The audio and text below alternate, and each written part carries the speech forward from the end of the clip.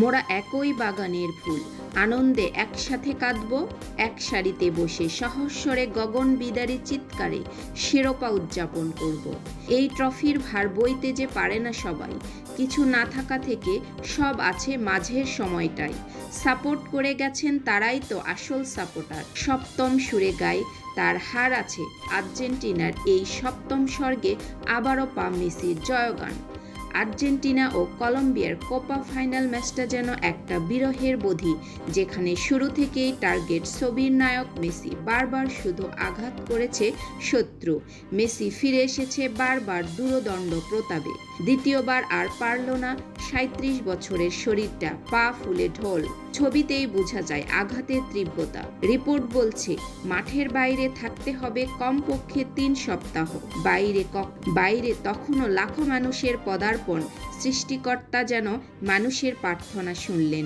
মেসির না থাকাটা, মেসির শিশুর মতো কান্নার মুখটা যেন পুরো টিমকে বুস্ট আপ করল।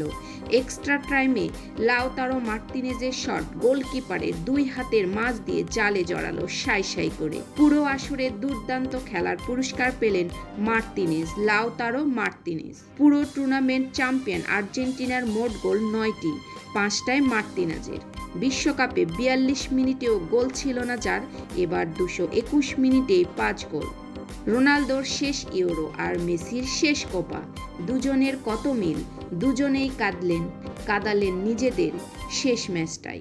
ফিনালিসিমায় মেসি মুখোমুখি হবে তারই ভক্ত ইয়ামেনের বিপক্ষে। সেই ম্যাচে খেলবেন না ডি মারিয়া। কেউ চলে যায়, কেউ জন্ম নেয় ইতিহাসের পাতায়। কোনো পরিসংখ্যানই শুনতে এদিন ভালো লাগবে না। লিখে নাও তুমি স্মৃতির পৃষ্ঠা জুড়ে আজকের দিনটাকে। লিখে নাও তুমি গভীর অনুভূতিতে, এ যেন কেবল আনন্দের দিন, স্রেফ আনন্দের দিন। চলছে চলুক।